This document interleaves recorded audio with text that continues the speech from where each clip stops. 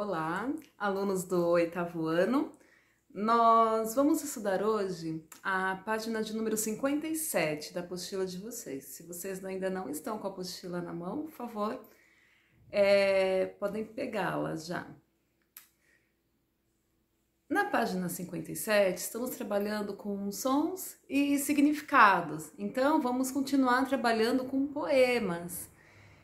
E aqui nós temos um poema de Manuel de Barros, que se chama O Menino que Carregava Água na Peneira.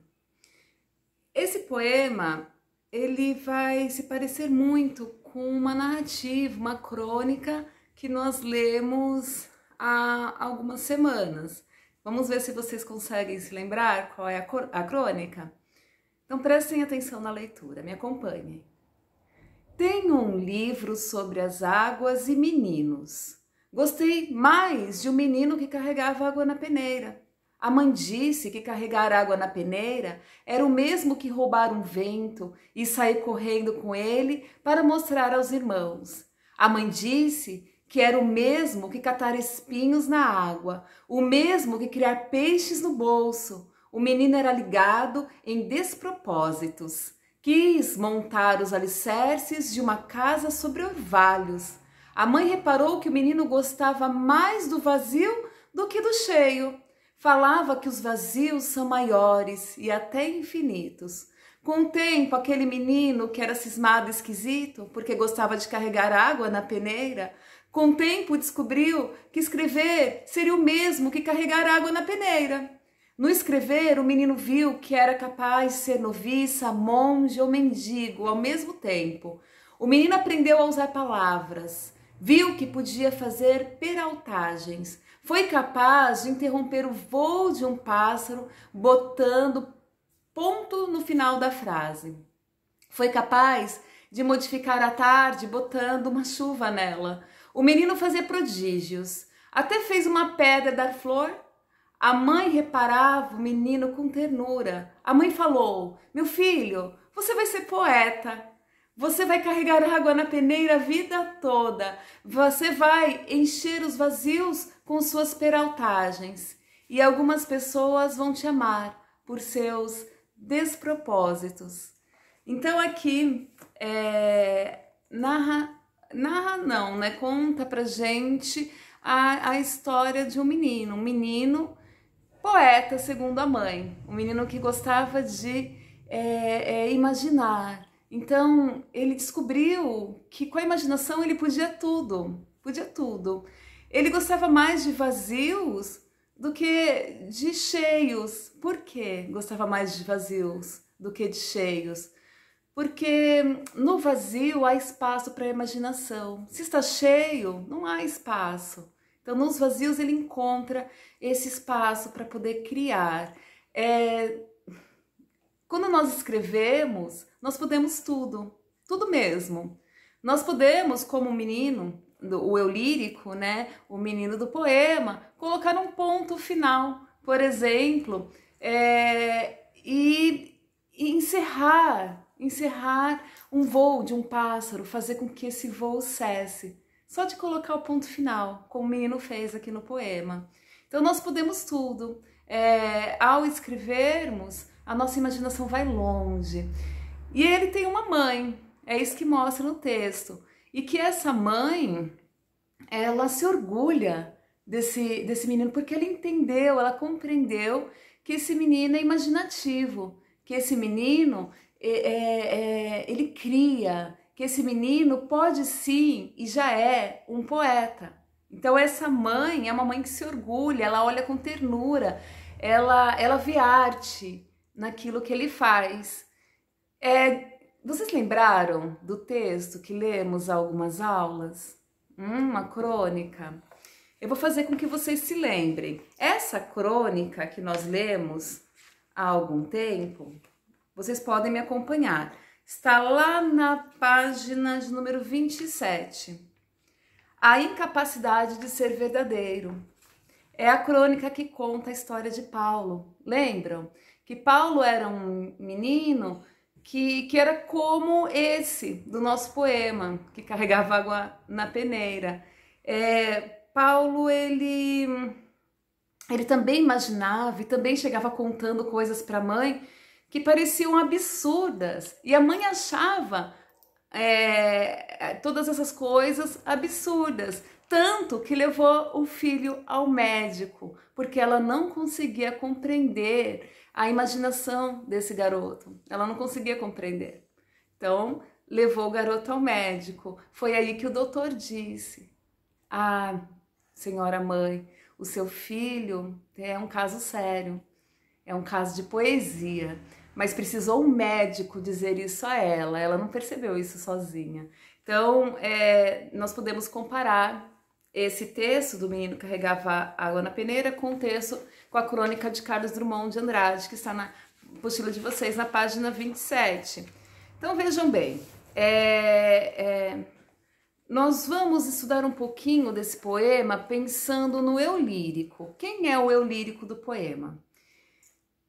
As pessoas acham que o eu lírico é o poeta, é quem escreve, e nem sempre é.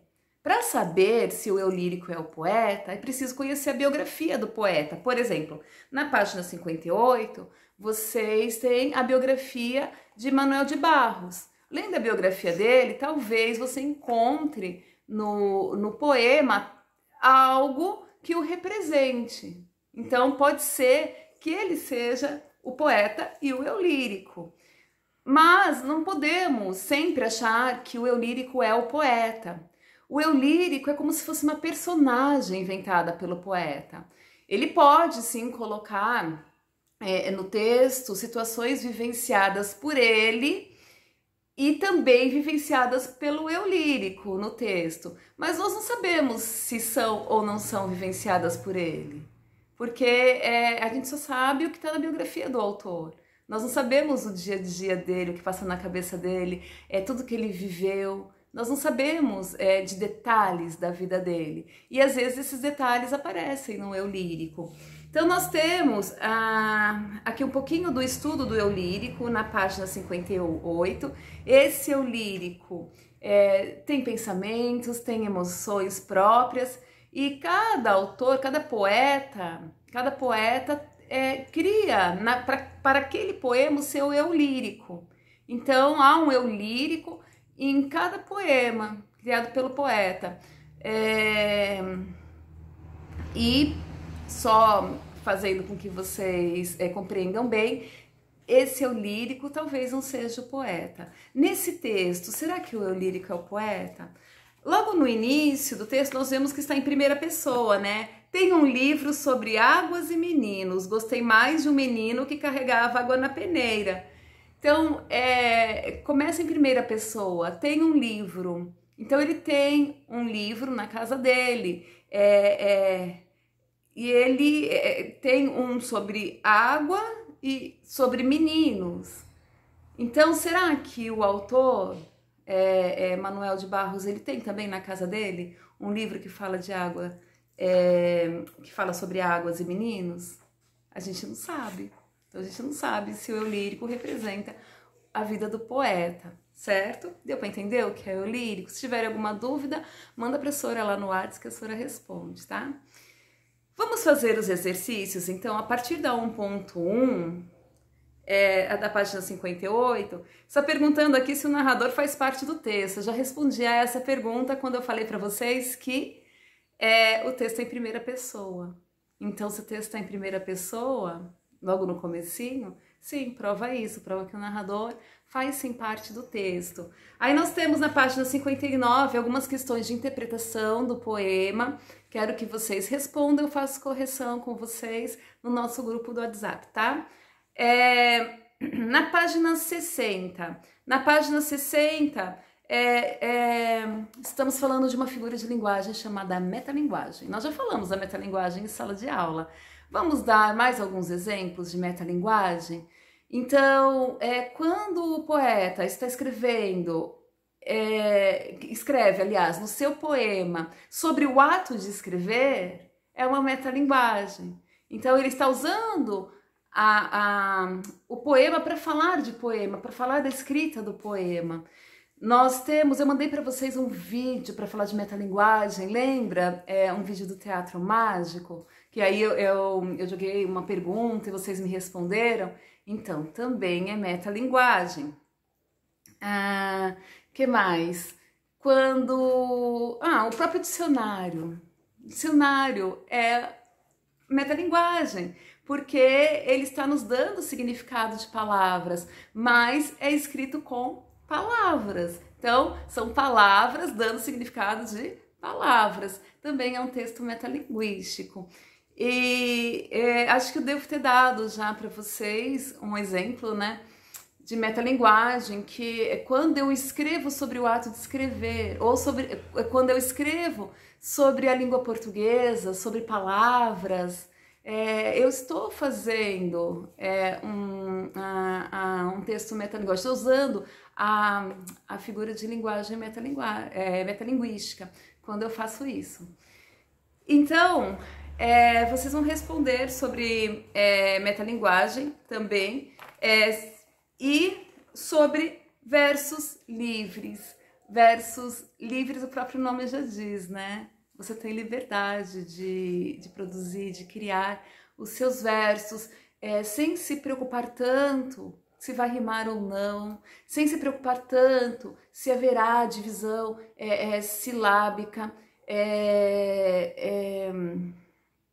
a divisão poética, se haverá métrica. Você não se preocupa tanto com isso, com as sílabas poéticas, dividir certinho cada verso para a composição das estrofes. Então, há mais liberdade, mas eu queria que vocês lessem sobre os versos livres na página 60, porque quando os poetas, quando os escritores começaram a escrever versos livres, será que sempre foi assim? Será que sempre, para que um poeta fosse consagrado, será que ele poderia, em outras épocas, escrever versos livres? Estou deixando essas perguntas para vocês responderem lá no WhatsApp, tá? Para garantir o pontinho de vocês.